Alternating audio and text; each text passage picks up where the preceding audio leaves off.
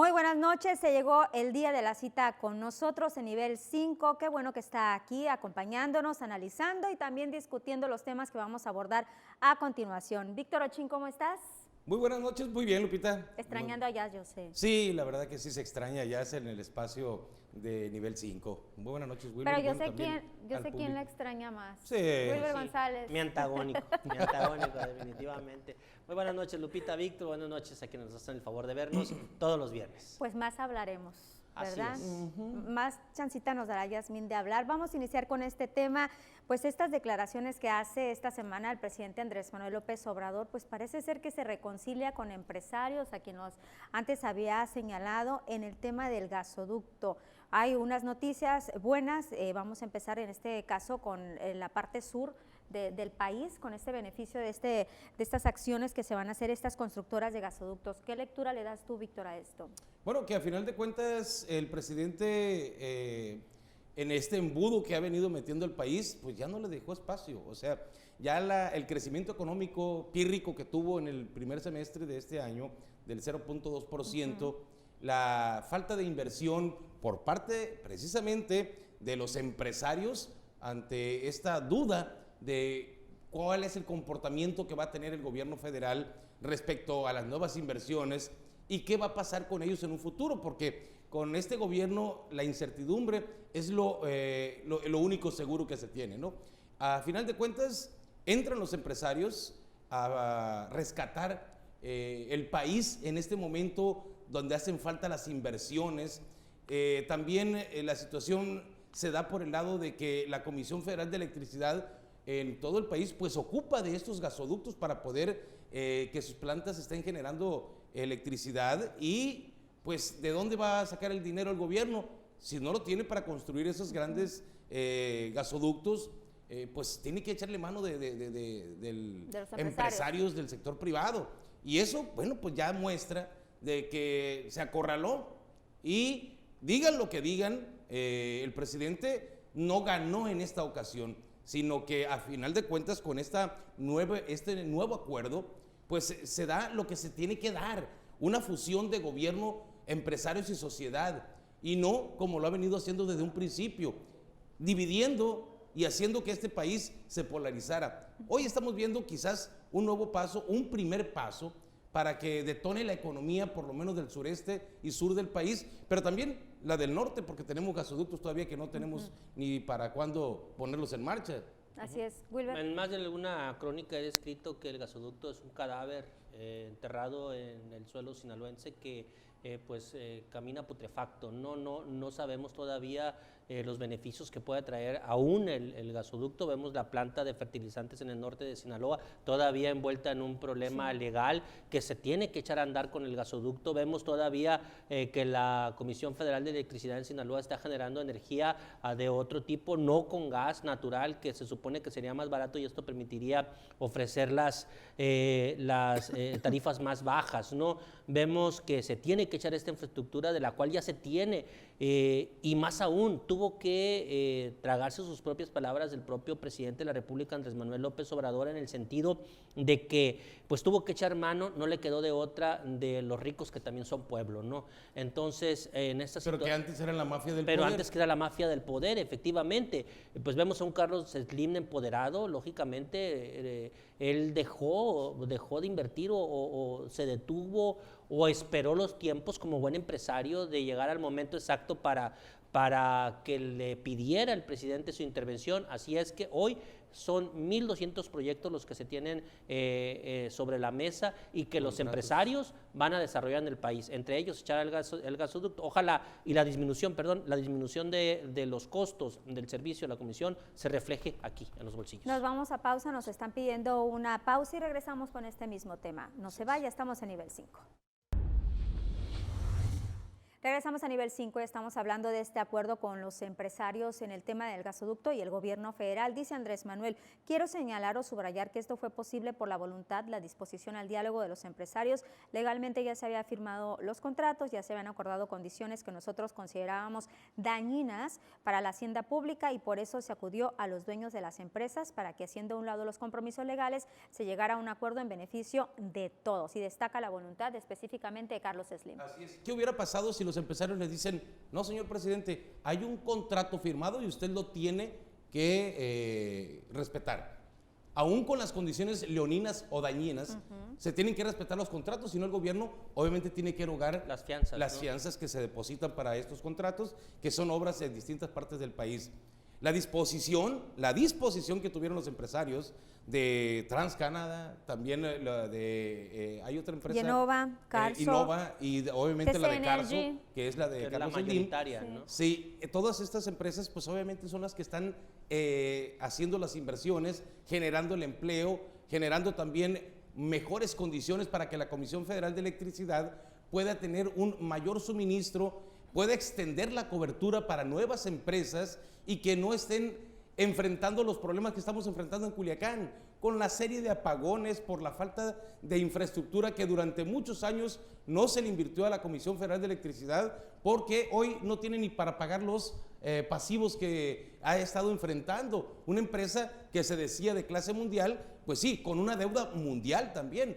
Estamos viendo que en esta ocasión, si el presidente decía que había ganado, lo dudo.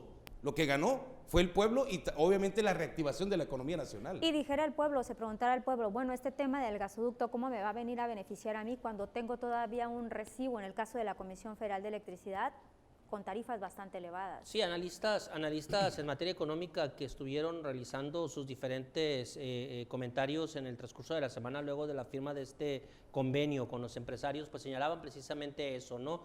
Que el ahorro va a ser para la Comisión Federal de Electricidad, para la empresa en sí, porque va a dejar de pagar o porque no tenía el dinero para pagar lo que se le estaba cobrando por los servicios. El ahorro no va a ser para los ciudadanos. Le llaman ahorro cuando tú tienes una deuda y te la recortan, pero la recortan porque vas a pagar a más largo plazo. Sí, te la disminuyen. Exactamente. Finalmente vamos a tener los mexicanos que pagar ese dinero. Es una prórroga lo que nos están dando a los mexicanos. Aquí lo lamentable es, y hay que retomar también algo, y muy importante, el gobierno de Enrique Peña Nieto, hay que recordarlo también, hicieron todo lo posible por acabarse a las empresas de este país, Estado. y entre ellas la Comisión Federal de Electricidad. Estuvieron saque dinero y nunca hubo inversión. Ahí lo vimos en Culiacán el año pasado y que todavía sigue siendo un problema aquí en la capital del estado. La falta de infraestructura para el crecimiento y desarrollo de la capital sinaloense se ve reflejada cada vez que llueve, cada vez que hay viento, cada vez que hay uso sobre consumo de energía eléctrica. Hay apagones en la zona norte, hay apagones en la zona sur, hay una serie de falta de servicio, problemas. ¿Por qué? Porque la comisión solo se le extrajo dinero, jamás hubo la inversión, una reinversión que viniera a mejorar y mantener la clase mundial. No es cierto, no es de clase mundial, es de clase peor, de la peor que podamos tener. Entonces, de la peor calaña. Ahora entiendo toda esta serie de contratos, porque donde miraban dinero, con esta estafa maestra, donde miraban posibilidad de agarrar dinero, pues de ahí lo agarraron y se lo llevaron. Hacían la inversión, entre comillas. Pues sí, pero no hemos visto más que a Rosario Robles en la cárcel por este tipo de situaciones. No hemos visto toda la bola de corruptos. Qué bueno que ya el presidente de la República dijo, bueno, ya cambia el discurso, dice, ahora sí nos toca a nosotros remediar esta cosa. Puede ser una solución, pero no es la solución de fondo que se necesita para poder cambiar el sistema de energía eléctrica. Necesitamos un sistema que venga a que la energía eléctrica que pagamos los mexicanos sea eficiente, sea buena, sea de calidad, porque no nos cuesta 3 pesos, menos a los sinaloenses. Y están diciendo analistas que nada más es batear el bote, porque al final de cuentas el problema de raíz no se está solucionando. Sí, y hay que verlo del problema de raíz porque la infraestructura obsoleta que tiene la Comisión Federal de Electricidad, vamos a decirlo, no es como para que sea competitiva y sea atractiva para nuevas inversiones. No es. ¿Cómo vas tú a poner una empresa donde hay apagones constantes, hay desregulación, costos muy elevados, problemas por la Es tenencia más, de la tierra. si la quisieran vender, nadie la no es compra. atractiva, no es atractiva para los empresarios. No, Pues. tendrían que pagar también, comprar la deuda que tiene la Comisión Así Federal es. de Electricidad. Que, bueno, habrá que ver que empresarios como Carlos Slim pueden comprar la Comisión Federal de Electricidad y obviamente hacerla competitiva, como en su momento lo hizo con Telmex, pero que a final de cuentas que los que pagamos todos los costos fuimos los usuarios, ¿no? Pero a hacerla competitiva es también darle buenos precios, pero buen servicio a la población. Eso es competitividad y sobre todo que sea atractiva para las empresas o nuevas inversiones nacionales o extranjeras. Aquí la situación viene más de fondo y habrá que ver qué va a decir el presidente de la República si en realidad dijo en su discurso de campaña que iban a tener tarifas más bajas en gas y electricidad. Si ya no cumplió con lo de la gasolina, habrá que ver si también se retracta con los precios de la electricidad y con los precios del gas. Sobre todo porque el gas pues es importado, ¿no? Y hay una situación en la que estaremos pendientes los mexicanos de ver si en realidad pues nos dan tarifas más justas. Por lo menos aquí en Sinaloa, con estos super calorones, pues no creo yo que el subsidio que se otorga... De entrada no quieren, ¿no? El subsidio que se otorga está prácticamente atomizado, no nos sirve. Los costos de energía sobrepasan los 2.500 kilowatts. La tarifa 1F lo que nos sirve. Sí. Así es la tarifa. Aquí el problema es que no somos Tabasco, no lástima. debemos de estar gastando el dinero en subsidios, debemos estar gastando ese dinero en inversión y que las tarifas de energía eléctrica que paguemos sean justas. Ese es el razonamiento lógico de un cambio de tarifas, pues, o sea, pagar lo que se debe de pagar, pero por un servicio de calidad. Lo que pasa es que el servicio está sobrevaluado porque la comisión ya no puede con la situación que está enfrentando, ya no puede con su déficit económico, con su situación económica. Se la acabaron los gobiernos pasados, se la acabó Enrique Peña Nieto y toda su bola de mafiosos.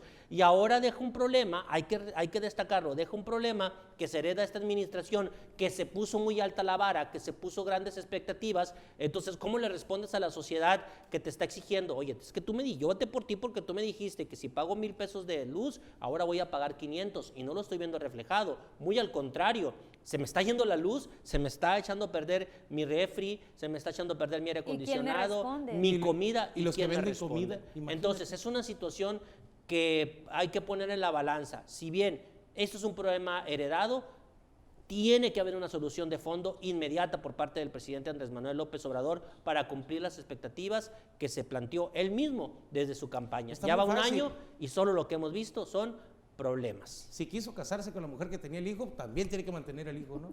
¿O no? Digo, si es un problema heredado. El problema es que el hijo se lo robaron. Pues es que bueno, se robaron a la mujer. El problema hijo es que el hijo está haciendo ricos a otros y que no hemos visto ni siquiera en algún problema, pues, ahorita hablabas de tú de carácter que legal. Hablabas tú de que Rosario Robles, bueno, es la única que está en la cárcel. Sin embargo, yo todavía no creo yo que esta situación sea por el asunto de la estafa maestra, salvo que quieran ver a más personajes de la vida Víctor, política nacional Víctor, del gobierno anterior en la misma situación. De lo contrario, yo soy de las personas que piensan que esta es una revancha política de Andrés Manuel López Obrador. Mira, Víctor, ¿cuándo? tú sabes, y lo sé. Funcionarios de la Comisión Federal de Electricidad que vivían como millonarios. Así es. Eso es una realidad. Funcionarios de segundo nivel que se hicieron millonarios y funcionarios incluso de tercer nivel que tenían una vida muy por encima de una vida de un trabajador normal. Eso no es justo. ¿Por qué? Porque era una cadena de corrupción. Es una cadena de corrupción la Comisión Federal de Electricidad que todavía permanece y que los únicos que se hicieron ricos fueron ellos y así hicieron más pobre a los que verdaderamente pagamos la comisión. Ahora, que Andrés Manuel haya dicho que él va a resolver el problema, ese es problema de él. Nos vamos a pausa y vamos a regresar con otro tema de verdad importante, el medicamento para pacientes con cáncer. Regresamos. Regresamos a nivel 5, que bueno que nos sigue acompañando. Otro tema, compañeros, que la verdad, pues sí da coraje, da indignación el tema de los medicamentos y más cuando son para pacientes con cáncer. Los niños empezaron a quejar, obviamente motivados por esta situación de incertidumbre de los mismos padres de familia que pues ya no tenían medicamento y que el gobierno federal les había dicho no hay ahorita medicamentos, está detenido por un problema que hay de una farmacéutica que tiene lotes ahí de medicamentos detenidos en COEPRIS. Pero ¿cómo le puedes decir eso? O ¿cómo le puedes decir, Wilber, a un papá, espéreme tantito? Luego le traigo el medicamento no le puedes de su decir, hijo. no. El secretario de Salud lo dijo. Sí, lo Que dijo. se esperen, Pero esperen, ese tema lo iba a sí, tocar al pero- ratito por la insensibilidad de sus palabras. Pero pues ya pidió perdón, ¿no? Pero, No, pues, ya- es que Pero lo dijo. aunque haya pedido perdón, Wilber, no tiene Sí, perdón. no, Lo que no diga tiene el secretario perdón. de Salud. Hay una situación aquí que se debe de tomar en cuenta y ya lo hemos analizado en otros programas y vuelve a colación lo mismo. La maldita corrupción que no se ha logrado clarificar quiénes son los corruptos. Solo la simple presunción de la presunción de corrupción ha frenado contratos, ha frenado abastos, ha frenado una serie de situaciones que son necesarias. Hay males necesarios y no es porque estemos a favor de que se haga la corrupción o se hagan las cosas como antes. Un medicamento que es necesario para hacer los cócteles, como se les dice comúnmente, para aplicar las quimioterapias, es el que falta, un solo medicamento. Sin ese medicamento, pues no se puede realizar el tratamiento de manera completa. Metotrexato. Metotrexato. Exactamente. No previeron que al cancelar contratos o bien a realizar todo ese tipo de movimientos porque miraban corrupción en los contratos, cómo iban a hacerse llegar de este medicamento para sustituir las necesidades o para cumplir con las necesidades que se tenía. Volvemos a lo mismo, son las mismas personas que entran en la incertidumbre de no saber qué va a pasar por culpa de la suspensión del gobierno federal de apoyos, de situaciones, de medicamentos, argumentando corrupción. Por favor, necesitamos tener una visión más allá de la sospecha, una visión de que a ti como padre no te va a interesar que te digan, es que hay corrupción, espérese, vuelva mañana, vuelva pasado, o vuelva en 15 días, cuando tu hijo está enfermo de cáncer. Yo creo que ningún padre, los que somos padres los entendemos perfectamente bien, yo creo que nadie va a entender que se postergue un tratamiento de niño con cáncer o de cualquier otro tratamiento cuando lo único que se hizo fue suspender las compras porque se argumentaba corrupción. Por ahí sacaron de que se había descontinuado, que el laboratorio, que este tipo de cosas. Bueno, pero ¿por qué no lo previste hace 6 meses esta Supuestamente situación? que la farmacéutica estaba cerrando también instalaciones. ¿Y por qué no previste? Es ¿Por que qué no lo previste? La tiene cerrada el mismo gobierno. Sí. Exactamente. La COFEPRIS. Pero PISA, ¿por qué no lo previste? La empresa PISA, que es la que... Pero La ¿por qué no lo farmacéutica previste? PISA. Vuelvo a lo mismo, pero ¿por qué no previste? A ver. O sea, si es el único pozo Espérate. que te da agua, si es el único pozo que te da agua, ¿por qué lo cancelas? Te vas a morir de sed. Es mejor sacar el agua, colarla, hervirla, mientras tanto voy buscando cómo hacer otro pozo, pero tengo que tomar agua de ese pozo porque si no me voy a morir de sed. Así es. Ese es el problema. O sea, no podemos avanzar si no solucionamos los problemas de manera inmediata y de fondo. Pues. Ataca a Víctor Es Rachel. un gobierno que se ha distinguido por paralizar todo Mientras bajo el investigo, argumento mientras- de la corrupción, pero no vemos ni una cosa ni la otra. No vemos que se esté atacando realmente la corrupción, pero tampoco se estén resolviendo o dando respuesta a la problemática. Porque este país no se puede detener cada vez que se encuentre un acto de presunción de corrupción. Yo hice un escrito en mi cuenta de Face y la verdad, pues me llovieron los chairos, pero lo siento mucho. Les dije, ¿ustedes no son padres o son padres de familia? ¿Saben lo que sufre un padre de familia cuando el hijo se enferma? ¿Saben lo que hace un padre de familia con tal de llevar a su hijo al hospital o a algún médico? ¿Por qué dices tú que hoy la corrupción del pasado está afectando a los niños con cáncer? No es la corrupción anterior, es este gobierno el que dijo, permíteme, voy a investigarlo mientras los medicamentos no se los distribuyan. compres. Ok. Metrotexato es un medicamento que es inyectable a la médula para los que tienen cáncer de médula. El Vincristina es otro medicamento que se aplica vía intravenosa, precisamente para lo que son las quimioterapias. Sin esos medicamentos, los niños, obviamente, los menores que están padeciendo esta situación, los programan con tiempo para que se les aplique en esos días, ¿sí? No pueden esperar 2, 3, 4 semanas, Sí, porque hay una o de aquí a preparación, que el ¿no? secretario de Salud a nivel federal se le ocurra. Ahí voy con las declaraciones del secretario de Salud, Jorge Alcocer, tal cual. No hay ninguna urgencia al medicamento sobre el que se está registrando esta carencia. Dice, si no se da una dosis, puede esperarse unos días. No hay ninguna urgencia al medicamento. Esto es una opinión técnica, médica. El método Trexato tiene su función. Es un medicamento que se requiere, que ayuda al tratamiento central de cierto tipo de cáncer, pero se puede sustituir por otro. Qué insensible. ¿Y Pero qué ¿por qué no lo sustituyó? sustituyeron? ¿Cuál fue la sustitución?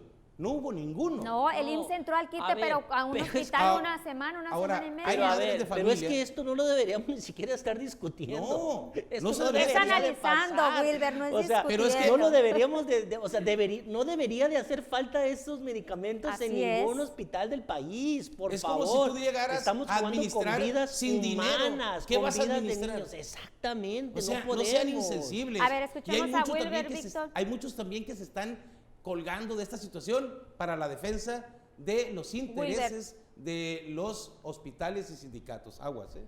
Pues sí, pero el problema va más pero es parte del todo, pues. Sí, Aquí claro. hay una situación que debemos de solucionar y la única solución que yo creo que deben de tener estos niños, estas personas enfermas de cáncer, que están muchos luchando por su vida y que incluso ya llevan el tratamiento avanzado y que la llevan más de ganar, pues es que se debe de mantener el medicamento a costa de lo que sea. Primero está la salud, primero está la educación, primero están los pobres. ¿En dónde? ¿En dónde? ¿En dónde? Pues Entonces, muriéndose. si una persona acude a una institución de carácter público, es porque no tiene No los puede ir a recursos Texas. para pagar exactamente el tratamiento que se hace en Estados Unidos o los tratamientos que se hacen en Cuba, los tratamientos todo en una clínica particular. Es lógico que son más los pobres. Entonces, si la prioridad de este país son los pobres y los niños, entonces, ¿qué está pasando cuando hace falta un medicamento? De cualquier padecimiento que sea, hay que decirlo, porque ahí lo vemos en las situaciones extremas, pero vemos también en las situaciones mínimas. Una persona jubilada va, su medicamento para hipertensión, medicamento Enfermedades para el crónicas. azúcar, Diabetes, sí. los padecimientos de todo viejito mexicano, la mayoría. Van y muchas veces no tienen que pasar horas haciendo filas, aguantar malos tratos y hacer una serie de situaciones para poder que les den su medicamento. No podemos seguir estando así, ya basta. Esa es la dignificación Ya que se le basta. está dando Y sí es a cierto, quienes dieron Víctor, toda su Y vida. sí es cierto, hubo gente que se hizo multimillonaria Sí. y en Sinaloa también, Sí, hay sí. que decirlo, fuerte y quedito, a costa de la salud de los sinaloenses y de los mexicanos, es cierto, pero a esos Hay que no hemos investigar. visto a ninguno en la Ahora, cárcel. Ni los veremos, Wilber. No. A ninguno en la veremos, pero- cárcel. los veremos, pero... Pero en- sí, en- sí vemos en a lo- los niños protestando por Así medicamento. Ahora, la situación... Rápido bueno, porque nos están pidiendo una sí, pausa. la situación era bueno de que a final de cuentas esto va de mal en peor, ¿no? Para niños con cáncer. Sí, nos vamos a pausa, compañeros, y enseguida regresamos aquí a nivel 5. Regresamos a nivel 5, gracias por estar con nosotros, por continuar con nosotros. Otro tema es este encuentro que tuvo esta semana el gobernador de Sinaloa, Quirino Ordaz Coppel, con colectivo de mujeres o mujeres de defensas, colectivos de defensas de las mujeres que logran acuerdos, incluso se hacen peticiones ahí al mismo mandatario estatal. Uno de los compromisos que se tiene pues es que estar haciendo más evaluaciones, más reuniones periódicas para ver una evaluación concreta, pero hay otras peticiones que se hacen, Víctor Wilber, como es la capacitación de los policías, el tema de la alerta de género que pues ha dejado mucho aquí en Sinaloa de qué hablar. Víctor Ochín. Mira, a final de cuentas yo creo que es un buen acercamiento que tiene el mandatario estatal con estos colectivos de mujeres porque no hemos visto que los entes gubernamentales que están precisamente destinados cada uno con sus facultades para poder incidir en políticas públicas en favor de la no violencia, de que no se revictimicen, pues no están actuando. Entonces creo yo que van a conjuntarlos y el gobernador, me imagino que tiene que pegar un manotazo, como dice Wilber en la mesa, y decirles, a ver, Fiscalía General, ¿qué estás haciendo? Ismujeres, ¿qué estás haciendo? El Consejo Estatal de Seguridad Pública, ¿qué está haciendo en ese sentido?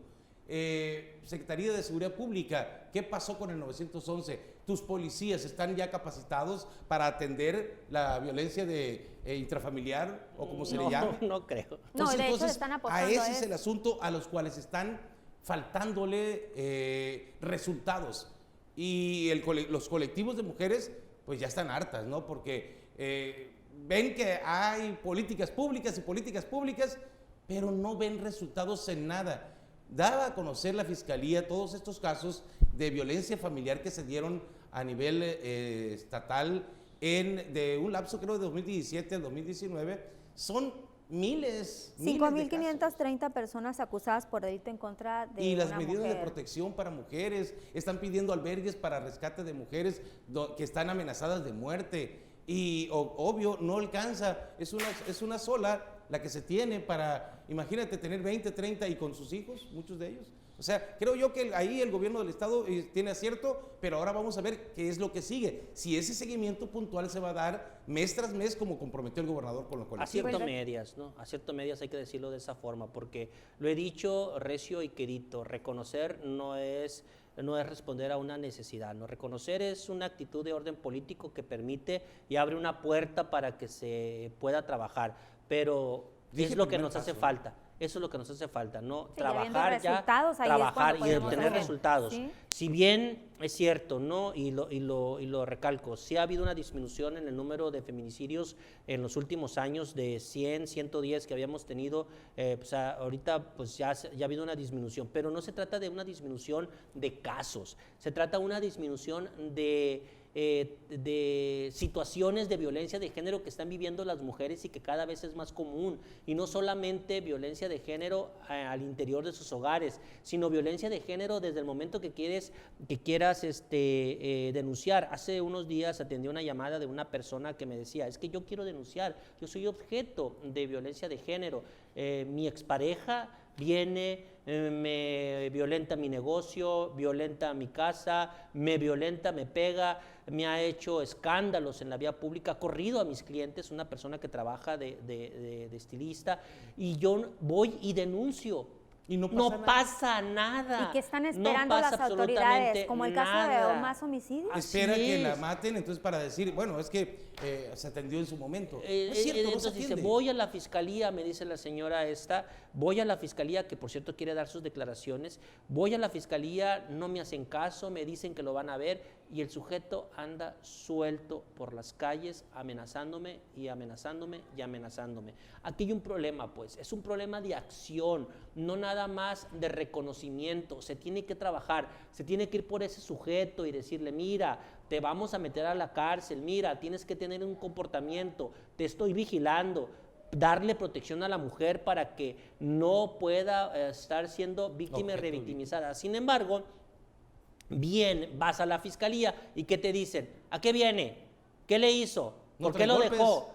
No, mejor no, váyase mejor a su casa porque no va a pasar nada. Aguante, mire qué le pasa. O sea, no, necesitamos una capacitación en donde venga el primer respondiente, que en este caso es el que recibe a la persona violentada, tenga la capacidad de arropar a la mujer, de cuidarla, de que se sienta segura, pero no, pareciera que desde el momento que un policía llega ahí, ¿y por qué peleó? Oiga, ¿y por qué esto? Oiga, pues sí, es que luego se arreglan con el marido y a uno no, o sea, no, a él no le debe de interesar esa situación, a él lo único que debe de interesarle es responder y proteger. El resto, que lo haga la investigación, que lo haga el Ministerio Público y lo que sigue. Mira, la situación aquí también viene como una de carácter cultural, ¿no? Sí. De carácter cultural. Es fuerte. Y lo estamos viendo en estas nuevas generaciones de mujeres que se dejan violentar por los novios, por los amigos, que las traten de lo peor. Desde ese momento ya estamos haciendo una cultura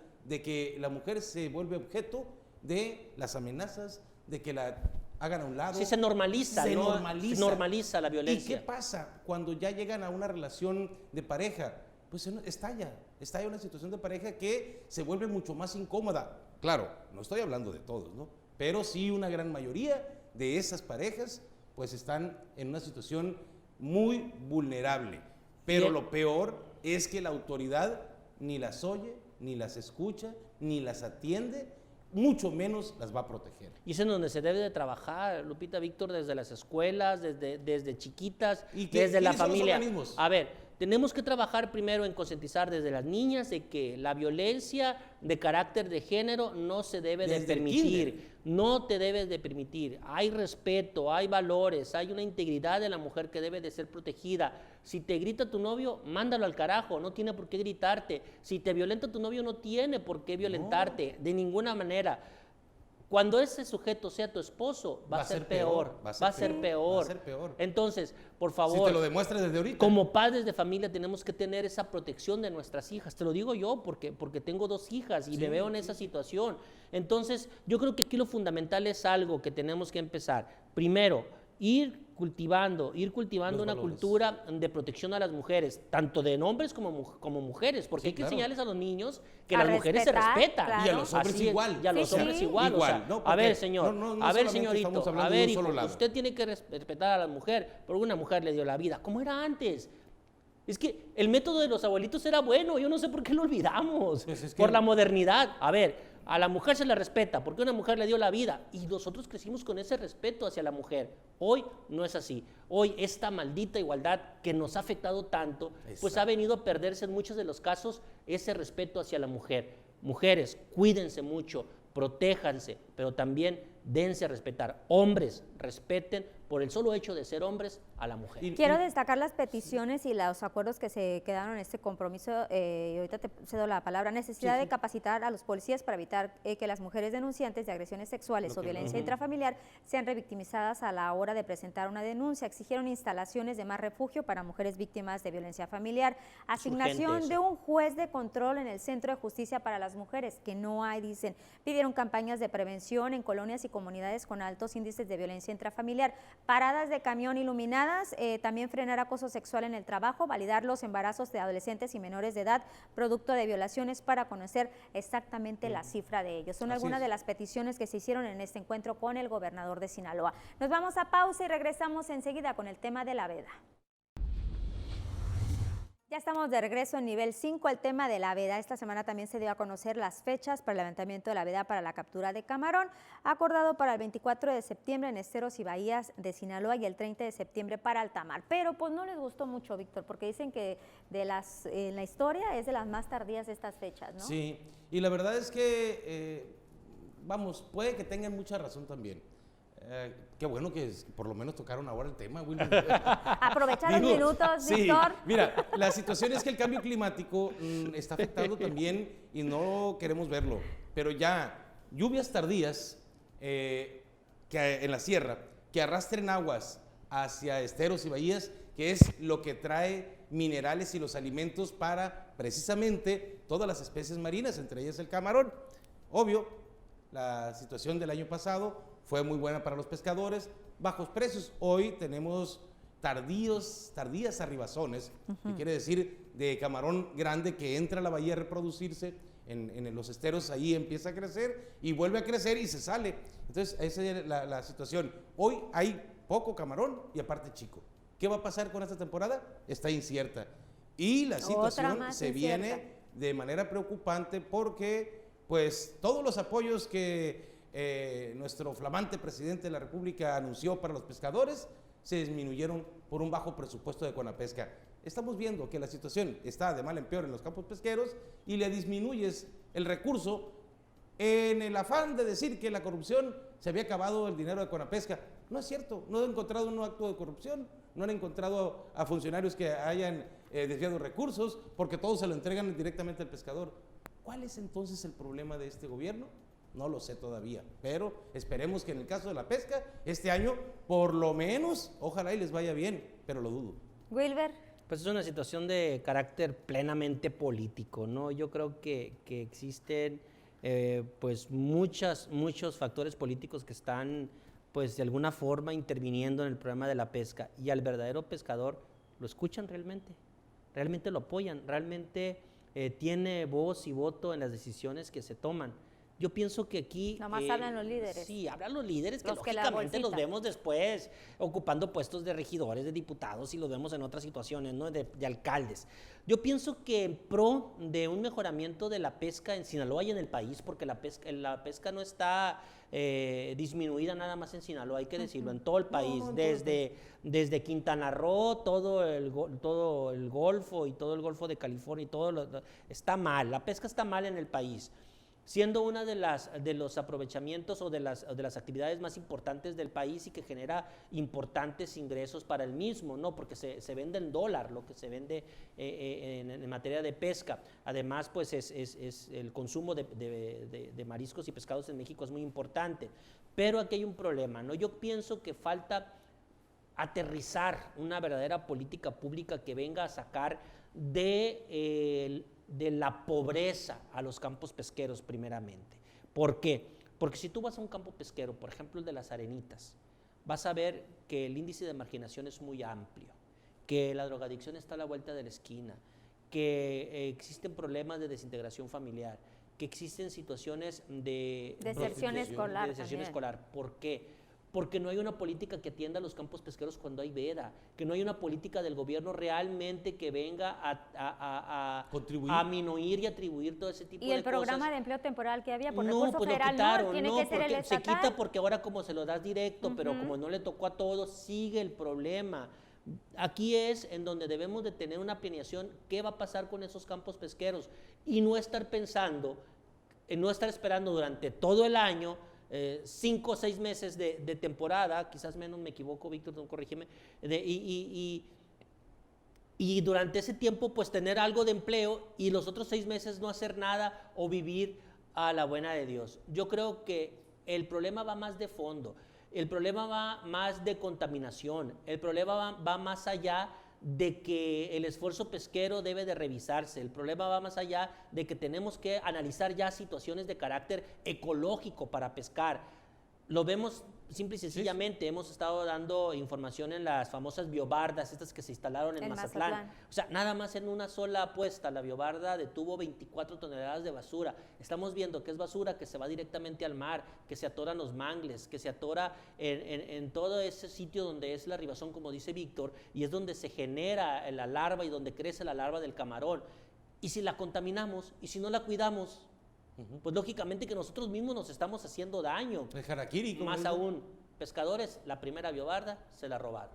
Sí, o sea, oigan, y también el pleito que hay entre los pescadores, los pequeños, con los del alta mar. El pleito de toda la vida, ¿no? Sí, es de toda la vida, pero ahora hay una nueva ley de asociaciones que permite que 2, 3 personas, 4 personas puedan hacer una federación de cooperativas. O sea, ¿te imaginas? Entonces, lo que se está permitiendo es que atomices todo lo que sea organización, porque, bueno, en muchos de los casos las cooperativas en sí no son malas. Lo que puede ser malo es la administración de la cooperativa, que a decir de verdad las cooperativas pues no tienen la ganancia, siendo que el pescador pues recibe el subsidio de manera directa. Para las artes de pesca la reciben de los programas. Empleo temporal, este año el gobierno federal no invirtió un solo quinto. Programas para renovación de pangas, tampoco. Lo de los motores marinos. El que salió al quite fue el gobernador y la Secretaría de Pesca con... Pero no le alcanza, pero ¿no? pues es muy poco. No. Finalmente son 30 millones de pesos que repartidos a los campos pesqueros de algo les sirve, pero no es ese el problema. O sea, no vas a resolver así la problemática. Ahora, ¿qué pasa con tu planteamiento, Wilber? ¿Qué pasa con la maricultura? Las nuevas formas de pesquería. Todo eso que ha venido en otros países siendo un detonante económico para las ciudades ribereñas, no se quiere implementar en Sinaloa porque dicen que las condiciones no están dadas, que no hay condiciones. Yo digo, ¿cuáles son las condiciones? Si los esteros tienen perfectamente condiciones para hacer que la producción sea intensiva, es decir, que en 2, 3 años, que en el año puedas tener 2, 3 veces la producción. O sea, no entiendo yo todavía, no soy biólogo, pero tampoco creo yo que no se pueda realizar. Aquí lo que no se quiere es trastocar los intereses de carácter político, es decir, mantener subyugados todavía y sumisos a los pescadores porque es una muy buena fuente de votos. Pues sí, pero pues mientras tanto ellos permanecen ellos en la pobreza, ¿no? Y en la austeridad, porque eso es la realidad, ¿no? Si tú vas a un campo pesquero en esos momentos vas a ver la pobreza a flor de piel, ¿no? Y esa es la realidad que verdaderamente están viviendo los campos pesqueros.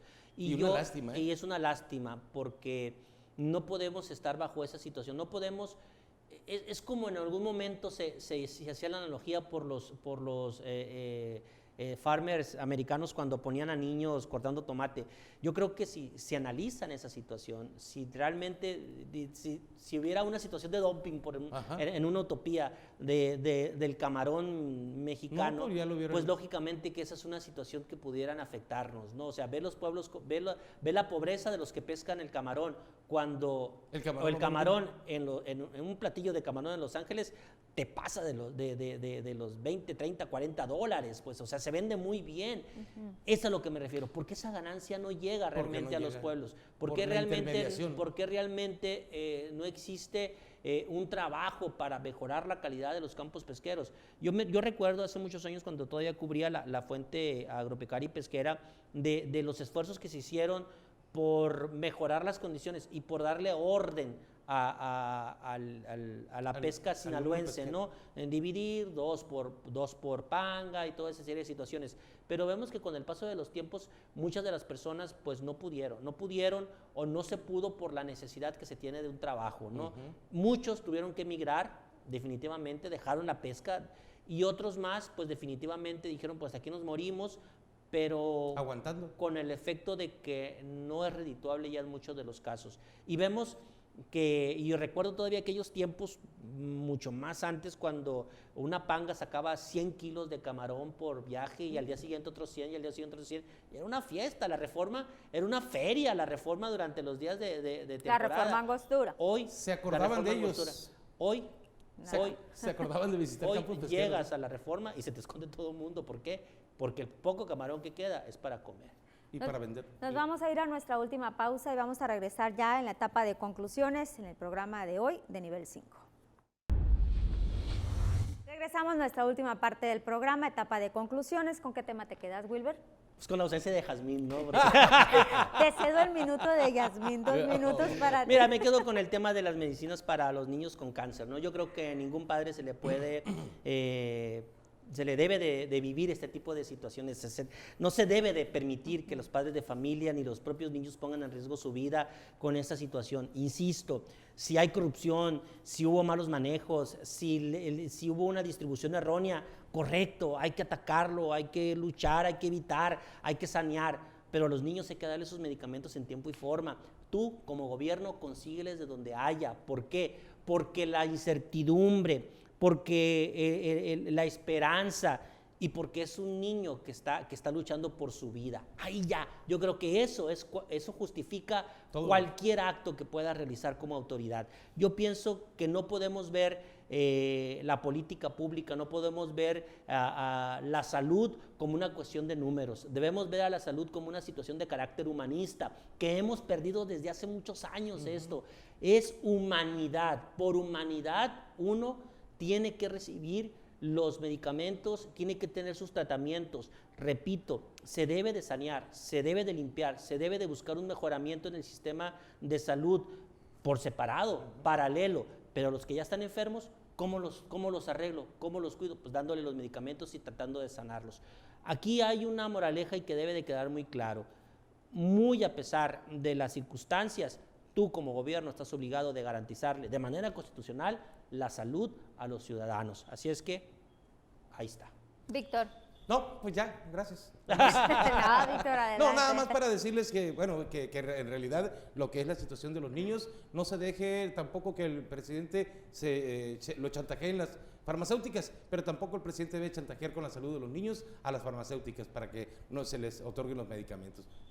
Yo creo que coincidimos todos en este tema de los medicamentos. Es muy difícil decirle a un padre de familia cuando está viendo toda la situación, no hay medicamentos. Es una insensibilidad, aparte de las declaraciones que hacen los funcionarios federales, que deberían de decir, no se preocupe, señor, inmediatamente le vamos a conseguir, no sé de dónde vamos a sacar, hay que buscar a donde sea y le vamos a dar el medicamento mientras nosotros solucionamos esta problemática que tenemos por la falta de los mismos o los intereses políticos o empresariales que tengas con las farmacéuticas. Es muy difícil, no nada más afecta este padecimiento al niño, a la persona que tiene el cáncer, toda la familia lleva esta carga tan fuerte de una enfermedad, no nada más de cáncer, cualquier enfermedad crónica que se esté necesitando los medicamentos a diario. Lo vimos en el hospital pediátrico. Ya murió una niña a causa de falta de metotrexato. No fue, ya se confirmó que no. La situación es que ellos son lo más sagrado, ellos merecen que todos nuestros impuestos pueden ser para que se les compren Ahora las sí ya nos medicinas. vamos, señor Rochín, ¿cómo la ve? Muy bien. Muy bien. Vámonos. Wilber, Víctor, nos vamos. Dale. Gracias a ustedes por su atención. Nos vemos el próximo viernes a las 8 de la noche. Dale.